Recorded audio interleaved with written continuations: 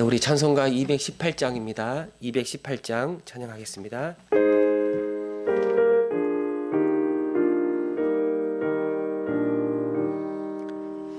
내 맘과 정성을 다하여서 주 너의 하나님을 사랑하라.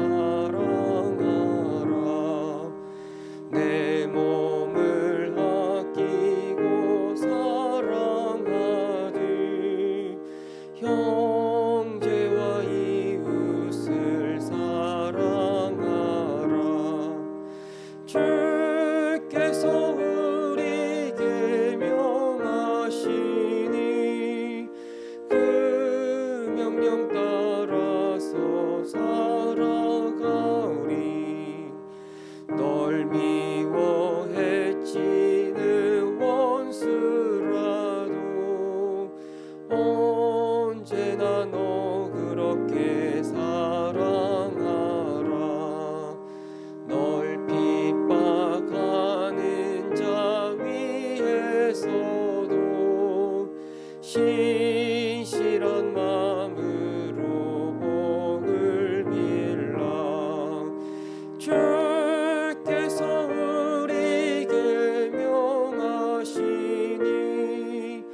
그 명령 따라서 살아가리. 나 항상 주님을 멀리하고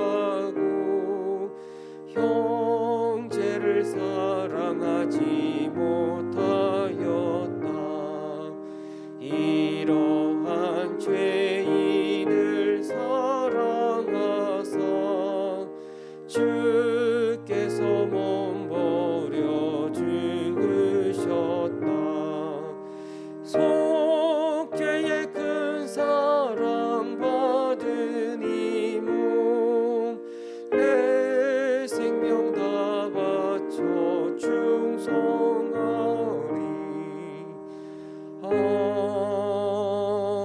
아멘. 아멘.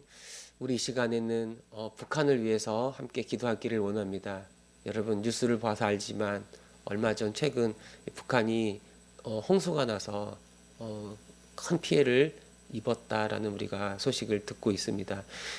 북한 여러 가지 그 관계수로 또 수로 물 치수 사업 그런 부분들이 많이 약하고 그래서 이런 재해가 일어나면 정말 많은 사람들이 고통을 겪고 있는데 이번에도 홍수가 크게 나서 경제적으로도 많은 어려움을 겪고 있습니다. 이 코로나로 인해서 나라가 많이 어려움을 겪고 있을 뿐만 아니라 또 대북 경제 제재 때문에도 많은 어려움을 겪고 있는데 계속해서 힘든 시간을 북한이 보내고 있습니다. 하나님께서 이 땅을 불쌍히 여겨달라고 그들에게 필요한 어떤 인도주의적인 도움의 손길들이 들어갈 수 있도록 그 문과 길을 하나님께서 열어달라고.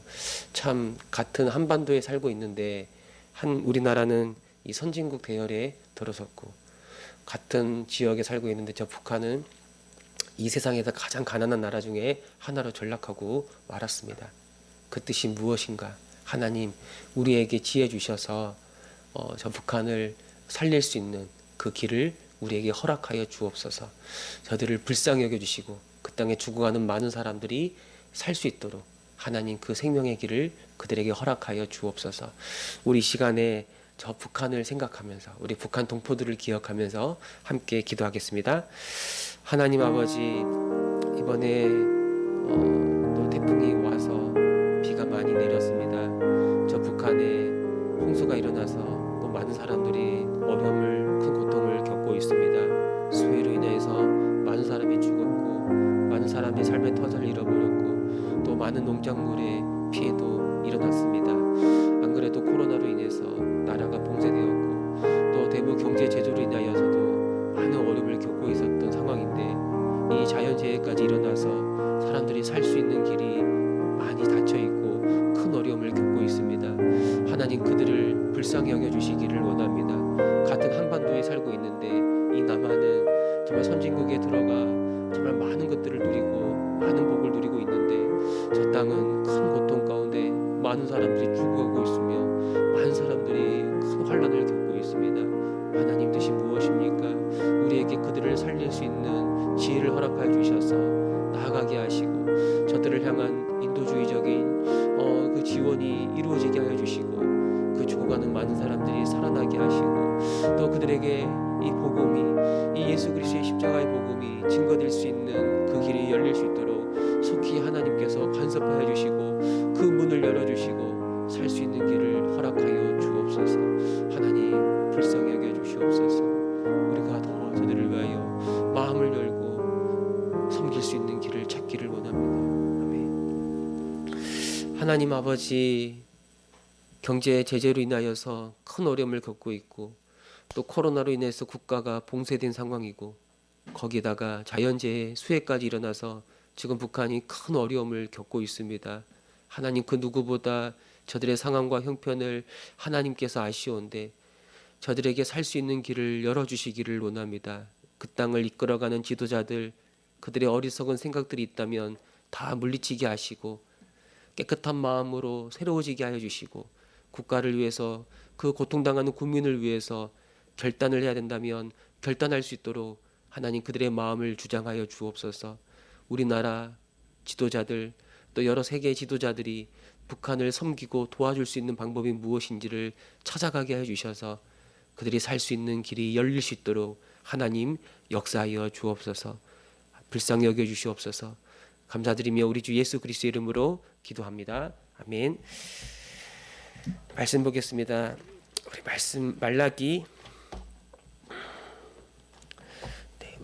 3장 우리 어제 봤던 말씀인데요. 한 절만 더 보겠습니다. 3장 6절입니다. 말라기 3장 6절. 나 여호와는 변하지 아니하나니 그러므로 야곱의 자손들아 너희가 소멸되지 아니하느니라. 아멘. 하나님은 변하지 아니한다. 하나님은 변하지 아니하므로 야곱의 자손들아 너희가 소멸되지 않을 것이다. 너희가 하나님의 심판을 받지 않을 것이다 라고 말씀하고 있습니다. 하나님은 변하지 않으시죠. 그 말하는 바, 그 약속하신 바를 반드시 지키시고 성취하는 분이 여호와 하나님이에요.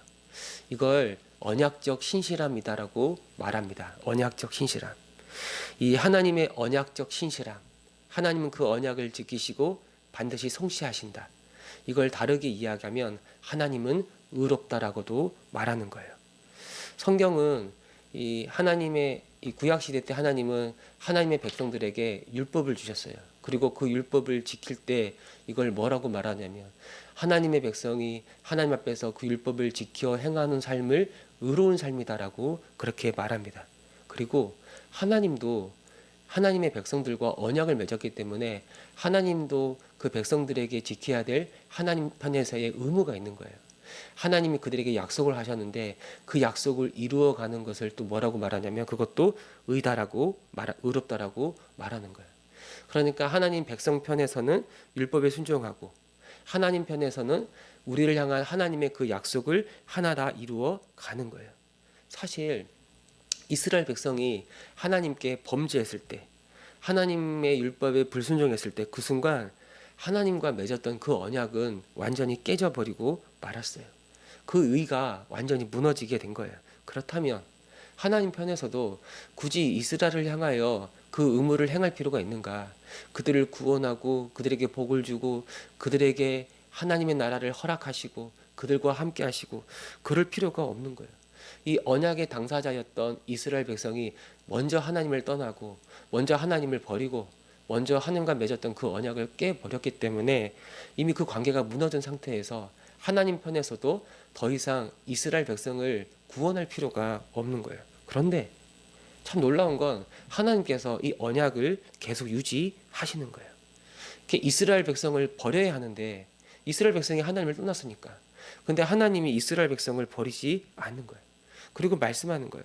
너희들이 이 언약을 깨뜨리고 결국 이 언약적 저주를 언약을 깨뜨려서 언약을 깨뜨린 자가 받아야 할 그 언약적 저주를 받아 하나님의 심판을 받기에 하나님께 버림받기에 합당한 죄인들이지만 내가 그럼에도 내가 너희들을 버리지 않겠다.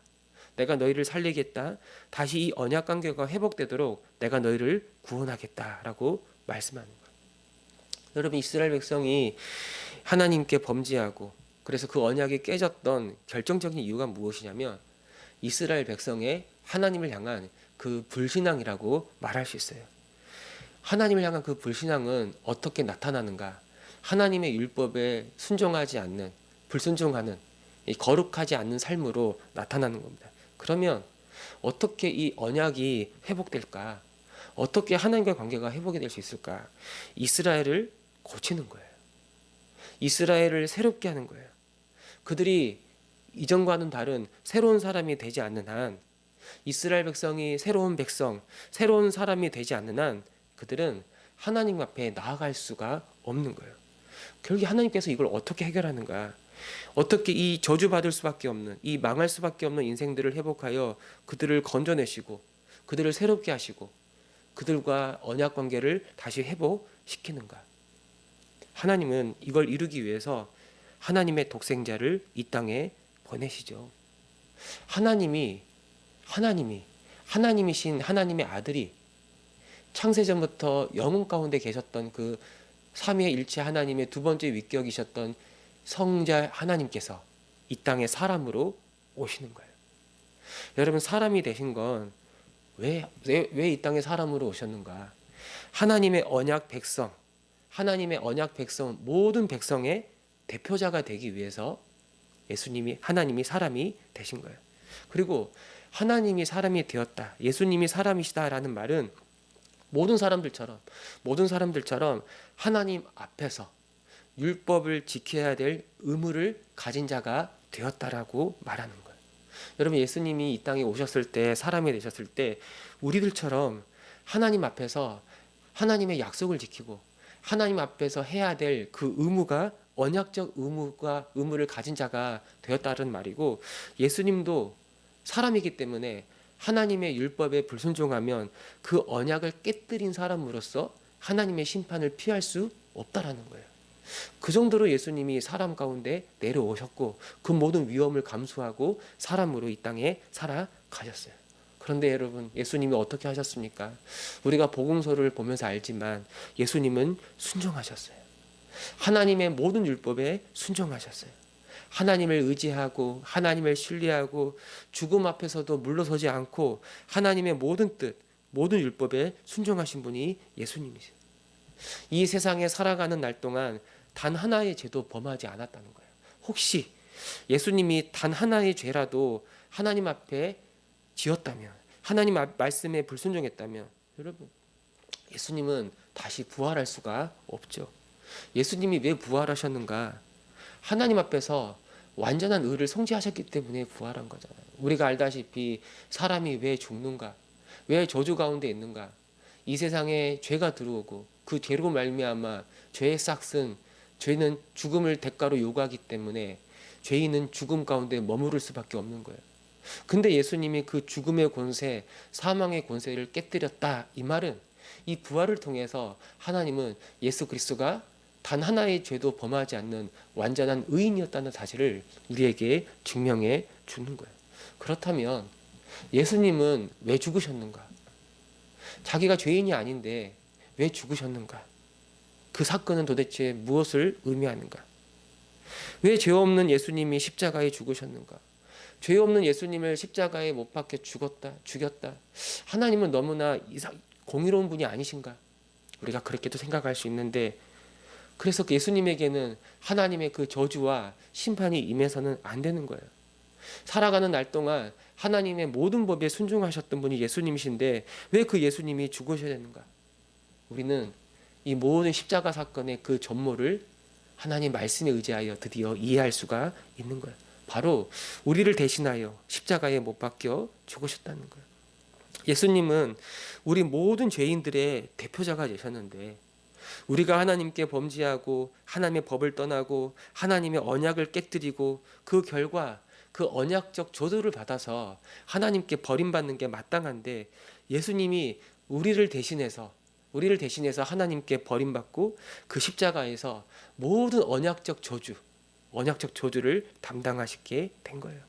이를 통해서 하나님의 공의가 성취가 된 거죠. 단 하나의 죄도 나는 절대 그냥 지나가지 않는 완전한 거룩하고 완전히 공의로운 하나님이다라는 사실, 이 십자가를 통해서 그걸 보여주지 않았습니까? 그리고 또 한 가지, 우리 같은 이 죄인들을 버리지 아니하시고 구원하기 위해서 그 독생자를 내어주신 하나님의 놀라운 사랑, 도저히 이해할 수 없는 엄청난 그 사랑도 우리가 십자가에서 보게 되는 거예요. 결국 예수님 때문에 이 언약이 회복이 된 거예요. 우리는 예수를 믿고 예수 안에서 예수님이 성취한 이 모든 언약적 복을 받아 누리고 있습니다. 우리를 향한 이 변하지 않는 하나님의 언약적 신실하심이 바로 예수님을 통해서, 언약의 사자로 이 땅에 오신 예수님을 통해서 이루어진 것을 우리는 보고 있고 지금 그 은혜를 누리는 그런 사람이라고 말할 수가 있는 겁니다. 여러분, 우리가 예수를 믿으면 우린 예수 안에서 완전히 새로운 사람으로 서 있어요.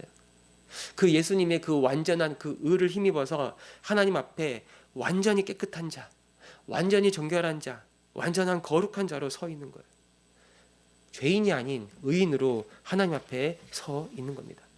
하나님의 거룩한 백성이 되는 거예요. 뿐만 아니라 하나님을 아버지라고 부르고 하나님께 나아가는 하나님의 자녀가 되었어요. 새로운 영적인 지위를 우리가 얻게 되었는데 어느 정도로 하나님께 나아갈 수 있는가? 예수님이 하나님을 내 아버지라고 부르며 나아갈 수 있을 정도로 그 놀라운 영적인 지위가 예수 그리스도를 믿음으로, 예수 그리스도 안에 거함으로 우리에게 이루어진 현실이라고 그렇게 말씀하고 있는 겁니다. 더 놀라운 일이 있습니다. 어떤 일인가?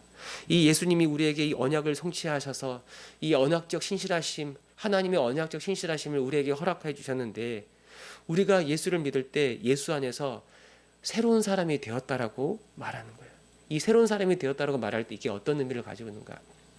우리의 마음이 이전과는 전혀 다른 새로운 마음을 갖게 되었다는 거예요. 여러분, 구약 이스라엘 백성이 실패할 수밖에 없었던 이유가 무엇인가? 그들이 하나님께 심판을 받고 그 나라가 분열되고 결국엔 바벨론의 포로로 끌려가 그 나라가 망할 수밖에 없었던 이유가 무엇인가? 그 마음이 문제였던 거예요. 그 부패된 마음. 그래서 그들에게 하나님의 율법이 주어지고 또 율법대로 살아갈 수 있는 국가가 있고 여러 시스템이, 여러 구조들이 만들어졌음에도 불구하고 그들의 그 부패한 마음 때문에 하나님을 위하여 살 수 없는 그런 죄인이었다는 거예요. 그러나 예수 안에 있는 우리들은 달라요. 예수 안에서 우리가 새 사람이 되었다고 말할 때 새 마음을 가진 자, 새로운 본성을 가진 새로운 사람이 되었다라고 말하고 있는 거예요. 그 마음의 특징이 무엇인가? 바로 주님을 사랑하는 마음이에요. 새로운 인생의 비전이 생기는 거예요. 인생의 새로운 꿈이 생기는 겁니다. 새로운 소망을 가진 자가 되었는데 바로 주님을 사랑하고 주님을 영광스럽게 하고 주님을 기쁘게 하는 자, 하나님의 뜻을 이루고자 내 모든 삶을 드리며 살아가는 것, 이것이 나에게 가장 큰 기쁨입니다 라고 고백하는 자, 바로 이것이 새 마음을 가진 하나님의 사람이라고 말하는 거예요. 주님을 닮아가는 것, 주님께 순종하는 것이 이 예수님의 하나님의 언약적 신실함을 성취한 예수 안에 거하는 신약시대, 새 언약시대의 하나님의 백성이다라고 말하는 겁니다. 그런데 내가 주님을 사랑하는 마음이 있고 내가 주님께 영광을 돌리고 싶어하는 그런 마음이 있는데 그렇게 살지 못하면, 그렇게 살아갈 수 있는 힘이 없으면 이건 너무나 어려운 거잖아요. 이건 희망 고문이잖아요. 그런데 더 놀라운 건 그런 새 마음이 되었을 뿐만 아니라 그렇게 살아갈 수 있는 힘과 지혜와 능력과 그 모든 자원 또한 예수님이 우리에게 다 주셨다는 거예요. 그저 우리 마음속에 소원만 있는 게 아니라 그렇게 살 수 있는, 그렇게 살아갈 수 있는 힘과 지혜와 능력, 아주 새로운 존재가 되었다라고 말씀하고 있는 거죠. 이 모든 일이 어떻게 일어난 일인가? 예수님을 통해서 일어난 거예요.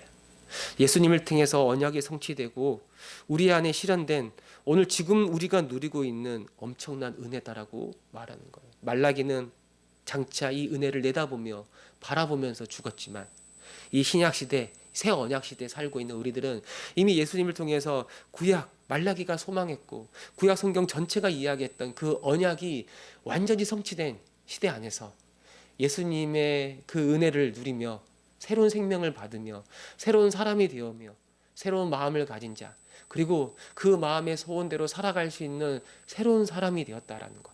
바로 이것이 신약 시대 우리가 누릴 수 있는 엄청난 은혜라고 말할 수가 있는 겁니다. 예수는 우리에게 구원 얻는 지혜가 되셨어요. 뿐만 아니라 예수는 거룩하게 살아갈 수 있는 거룩의 능력이 되었습니다. 우리가 예수는 우리의 완전한 의로움이 되었습니다. 그리고 우리는 예수를 통해서 완전한 구원을 얻게 되는 거예요. 우리는 예수님 때문에 이 모든 은혜들을 다 누리고 있는 거예요. 우리의 존재가 새로워졌고 존재에 합당하게 살아갈 수 있는 지혜와 능력도 이미 우리 안에 충만하게 임한 겁니다. 성경은 뭐라고 말하냐? 그걸 믿으라. 그걸 믿으라.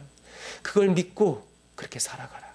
그게 진짜 우리의 참된 모습이기 때문에 그 은혜를 붙잡고 살아가라. 그렇게 우리에게 말씀하고 있는 겁니다.